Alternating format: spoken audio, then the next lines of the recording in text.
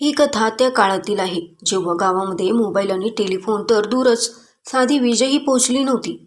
महाराष्ट्रातील एका छोट्याशा गावात विनायकराव आपले वृद्ध आईवडिलांसोबत, पत्नी सुमती आणि 3 मुलींसोबत राहत होते.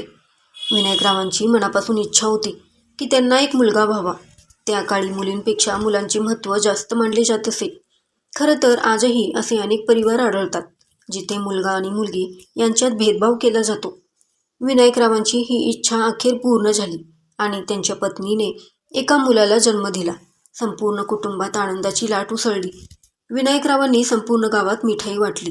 त्यांनी नवस केला होता, त्यामुळे सत्यनारायणाची पूजा आणि मोठ्या मेजवानीचे आयोजन करण्यात आले. खूप पैसा खर्च झाला, पण विनायकरावांच्या चेहऱ्यावर जराही काळजी नव्हती. तो मुलगा संपूर्ण घराचा डोळ्यांचा तारा होता. त्याची विशेष काळजी घेतली जायची. मुली तर कशाबशा स्वतःहून मोठ्या होतात असे मानले जाई. विनायकरावांच्या मुलीही मोठ्या झाल्या. त्यांनी आपल्या दोन्ही थोरल्या मुलींचे लग्न अवघ्या 13 आणि 15व्या वर्षी एकाच मंडपात लावून दिले आणि स्वतःच्या डोक्यावरचे ओझे हलके केले. त्या काळात बालविवाह ही एक सामान्य गोष्ट होती. लग्नानंतर ते कोवळ्या मुलींसोबत सासरी काय होते हे पाहायला कोणी जात नसे.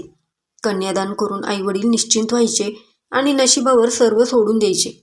विनायकरावांची 3री मुलगी होती सायली. सायलीनंतरच तिच्या धाकट्या भावाचा जन्म झाला होता. म्हणूनच विनायकराव तिला भाग्यवान समजायचे आणि तिच्यावर विशेष प्रेम करायचे. जेव्हा सायलीने आपल्या भावाला शाळेत जाताना पाहिले तेव्हा तिनेही शिक्षणासाठी हट्ट धरला. विनायकरावांनी विचार केला की सायली भावासोबत शाळेत गेली तर ती त्याची काळजीही घेईल. त्या काळात काही लोक मुलींना शाळेत पाठवू लागले होते.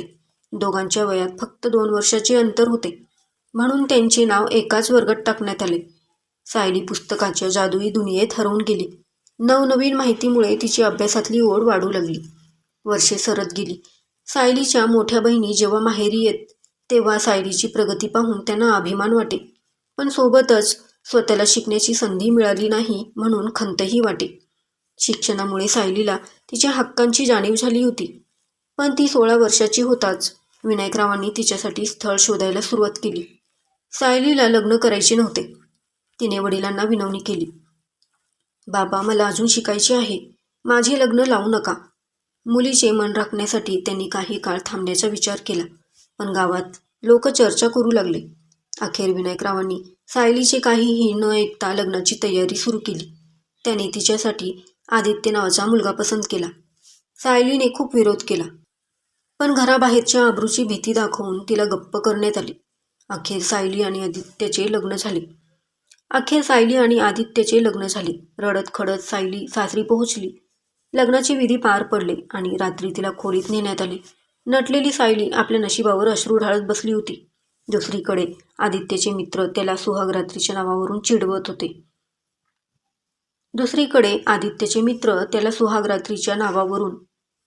होते. रात्री आदित्य गुलाबाचे फूल घेऊन धडधडत्या हृदयाने खोलीत आला. सायलीला खूप भीती वाटत होती. तिने आपल्या बहिणींकडून लग्नानंतरच्या अनुभवांबद्दल खूप भयानक गोष्टी ऐकल्या होत्या, त्यामुळे तिच्या मनात एक भीती बसली होती. आदित्य जवळ येताच तिचे रडणे वाढले. आदित्यने घाबरून विचारले, तू रडतेस का? त्याने तिचा घुंगट उचलला तेव्हा सायलीचा चेहरा अश्रूंनी भिजलेला होता. आदित्यने प्रेमाने विचारले, जा आधी तोंड धुवून ये. सायलीला तिथून पळण्यासाठी जणू निमित्तच हवं होतं. ती बाथरूममध्ये जाऊन बराच वेळ रडत राहिली. जेव्हा ती बाहेर आली तेव्हा तिचे डोळे लाल झाले होते. आदित्यने तिच्या चेहऱ्यावरील भीती पाहून स्मित हास्य केले आणि हळूच तिच्या खांद्यावर हात ठेवून म्हणाला, बघ सायली, तुला माझ्यापासून घाबरण्याची गरज नाही. मी तुझ्याशी काहीही चुकीचं वागणार नाही. आपण चांगले मित्र बनू शकतो का? तुझ्या मनात काय चाललंय ते मला सांग. आदित्यच्या बोलण्याने सायलीला धीर मिळाला. तिने हळू आवाजात सांगितले, मला या नात्याची भीती वाटते. मला तर लग्नच करायचे नव्हते. मला खूप शिकायचे होते. इतके बोलून ती पुन्हा रडू लागली. आदित्यने स्वतःचा रुमाल तिला दिला आणि म्हणाला, आता आपले लग्न झाले आहे तर तुझ्या आनंदाची जबाबदारी माझी आहे. तू मला पहिल्या नजरेतच आवडली होतीस, पण मला हेही माहीत होते की तुला शिकण्याची आवड आहे. मला स्वतःला एक सुशिक्षित पत्नी हवी होती, म्हणून मी या लग्नाला होकार दिला. तो पुढे म्हणाला, जोपर्यंत तू मनातून तयार होत नाहीस तोपर्यंत मी तुला जबरदस्ती करणार नाही. तुला पुढे शिकायचे असेल तर आपण नक्की शिकूयात. आता तरी तुझे रडणे थांबव. आदित्यच्या शब्दांनी सायलीच्या मनात जणू गारवा निर्माण केला. ती हसली आणि म्हणाली, मला विश्वासच बसत नाहीये की मला इतका चांगला पती मिळाला आहे. माझ्या बहिणींनी तर सांगितले होते की पती पहिल्या रात्री आपला अधिकार गाजवतात, पण तुम्ही खूप वेगळे आहात. आदित्य हसून म्हणाला, चला, शेवटी तू हसलीस तरी. तू हसताना खूप छान दिसतेस. आता कपडे बदलून झोप. आपण उद्या बोलूयात. सायली आनंदाने झोपायला गेली, कारण येणाऱ्या दिवसाचा सूर्य तिच्या आयुष्यात एक नवी पहाट घेऊन येणार होता. तुम्हाला काय वाटते? आदित्यने घेतलेला निर्णय योग्य होता का? कमेंट करून नक्की सांगा. कथा आवडली असेल तर चॅनेलला सबस्क्राईब करा, लाईक आणि शेअर करा. धन्यवाद.